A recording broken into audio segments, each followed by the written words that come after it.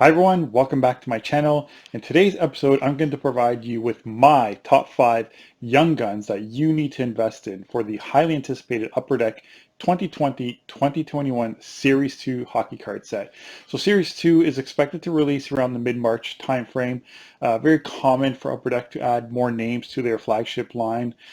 As you know, Series 1 was released back in November 2020, and this is just an update of the selection of players for collectors. If you're an avid collector like me, I think it's fair to say that the overall Young Guns selection for S1 at a holistic view probably was okay. I thought there would have been more names added as part of Series 1, and I think it's very strategic of Upper Deck to split them amongst the two series. So you get suckers like me to buy more boxes. In Series 1, just a bit of information on how I did. As many of you know, it was a chase for Alexis Lafreniere. I purchased in total 22 retail boxes, 2 hobby boxes, a couple tins, and a ton of fat packs. I bought the fat packs more for giggles when I couldn't get my hands on any blasters. So in all those purchases, I got, drum roll please, one Alexis Lafreniere card number 201. I got a couple jumbos and the checklist, but on the flip side, I think there are a few dark horses in that set. One comes to mind is card number 209, Josh Norris, who I think will establish himself as an NHLer in the near future. And if you look at the Sens lineup right now, they stink.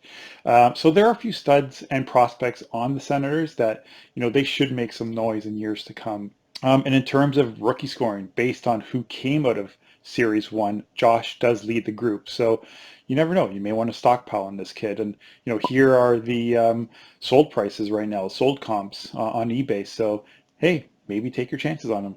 But in this video, I'm going to provide you with my top 5 young guns you need to invest in Series 2.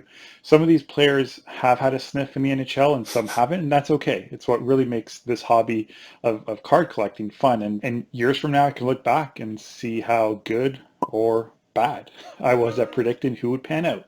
So without further ado, let's get started. So coming in at number 5 is card number 495, Dylan Cozens from the Buffalo Sabres. A 7th overall pick by the Buffalo Sabres in 2019. Cozens plays a mature two-way game, has a bit of an edge to him. A good hockey sense allows him to, almost impact the game. And if you watched him at the last World Juniors, he clearly demonstrated that and how effective he can be, where he amassed, I think it was 16 points in just 8 games. So as of the date of shooting this video, in 14 games this year with the Sabres, he has 3 goals, 1 assist, and a -1. Not bad. Coming in at number 4 is card number 474, John Leonard of the San Jose Sharks. A 6th round pick, 182 overall by the San Jose Sharks in the 2018 draft. 1 year after former UMass hockey star Cale Makar won the 2019 Hobey Baker Award, John was another UMass candidate that was in the running for the coveted award. That award eventually went to Scott Perunovich.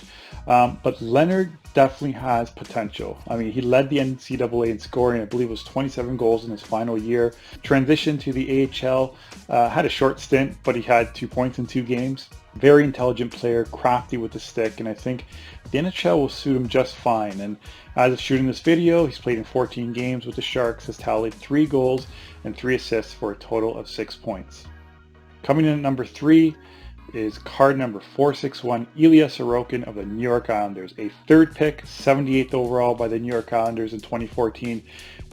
Ilya is an elite athlete, already been compared to a young Sergei Bobrovsky in so many ways. He can make some unbelievable stops with his great pushes and terrific reflexes and quickness. So there's a reason why the Islanders have high expectations on this goalie. For one, Varlamov's inconsistency season over season.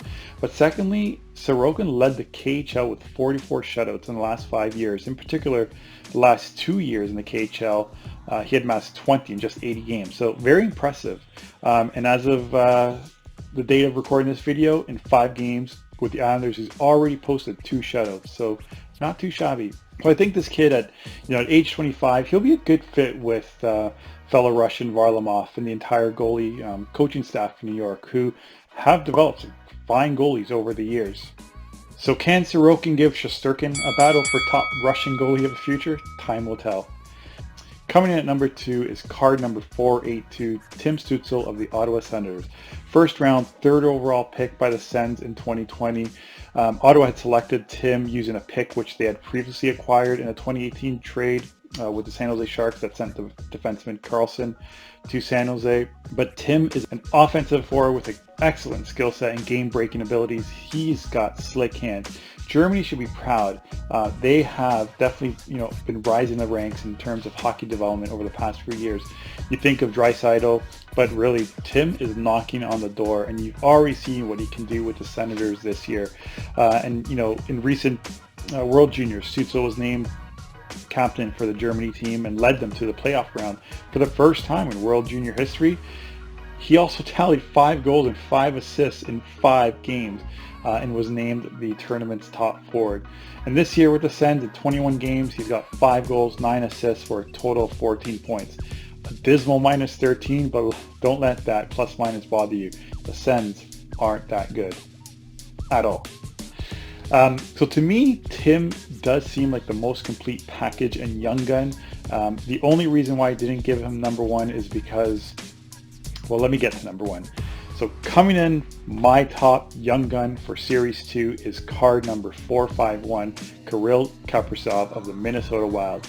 A 2015 pick at 135 overall, just 19 games into this season. Kirill Kaprizov leads the way for the Calder Trophy race. What makes this kid a front runner is really the 5 years of professional hockey that he has under his belt.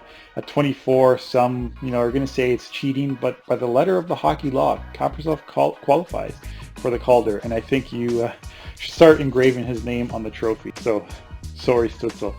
And consider this, the first NHL game as a pro for Kirill.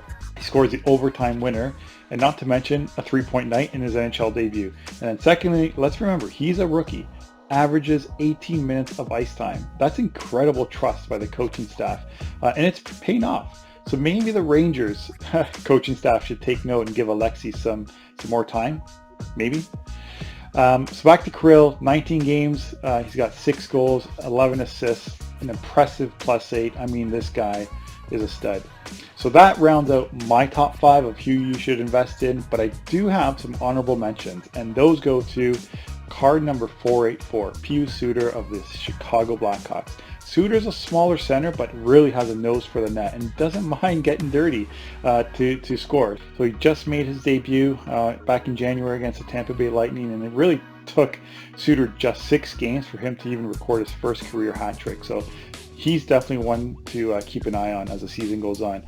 My next honorable mention is card number 455, Alexander Romanov of the Montreal Canadiens. A 21-year-old defenseman, but consider this, with 14 points in 14 World Junior games, Romanov ranks 21st all-time among defensemen in scoring in that tournament. And really he's just second all-time amongst Russian blue liners, trailing none other than Hall of Famer Fetisov, and I think he had earned 15 points in 14 games. So that's pretty good company.